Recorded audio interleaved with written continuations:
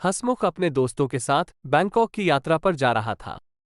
वे हवाई अड्डे पर पहुंचे और अपनी उड़ान के लिए पूरी तरह तैयार थे। वे अपनी यात्रा को लेकर उत्साहित होकर लगभग 200 अन्य यात्रियों के साथ उत्सुकता से विमान में चढ़ते हैं। सब कुछ ठीक चल रहा था। फिर कुछ घंटे बीत गए और हसमुख और अन्य यात्री इस बात को लेकर उत्सुक थे कि उन्हें उड़ान में भोजन कब मिलेगा। किसी भी यात्री को इस बात की जानकारी नहीं थी कि केबिन में फ्लाइट क्रू के बीच क्या चल रहा है। उड़ान दल पूरी तरह तैयार था और वे लंबी उड़ान के दौरान 200 स्वादिष्ट भोजन परोसने के लिए तैयार थे। लेकिन उनसे गलती हुई। जैसे ही फ्लाइट अटेंडेंट ने भोजन की तैयारी शुरू की, उन्हें एहसास हुआ कि एक बड़ी समस्या है। वे जहाज पर केवल 100 भोजन लाए थे।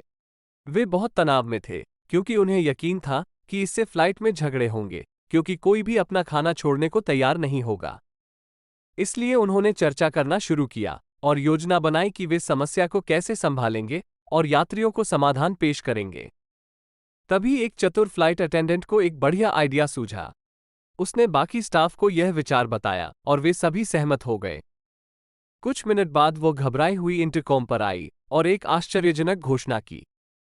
उसने हल्की सी कांपती आवाज में कहा, देवियों और सज्जनों, हम नहीं जानते कि यह कैसे हुआ, लेकिन एक समस्या सामने आई है। हमारे जहाज पर 200 से अधिक यात्री सवार थे, लेकिन हम गलती से जहाज पर केवल 100 भोजन ही लाए। हसमुख और अन्य यात्री यह सुनकर चौंक गए और फिर विमान में मौजूद सभी लोग बड़बड़ाने लगे और घबरा गए। लेकिन फिर फ्लाइट अटेंडेंट ने सभी को शांत होने के लिए कहा और उन्हें एक समाधान दिया। उसने उनसे कहा, हमने तय किया है कि जो कोई भी किसी और के लिए अपना भोजन छोड़ देगा, उसे एक शानदार इनाम मिलेगा। उड़ान के दौरान असीमित मुफ्त शराब। फ्लाइट में अचानक सन्नाटा छा गया। 2 घंटे बीत गए। वही फ्लाइट अटेंडेंट इंटरकॉम पर वापस आती है। उसे एक और घोषणा करनी थी।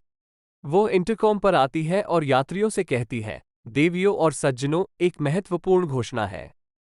अगर किसी को भोजन चाहिए तो कृपया हमें बताएं। हम जो 100 भोजन जहाज पर लाए थे, उनमें से अब हमारे पास 90 भोजन बचे हैं।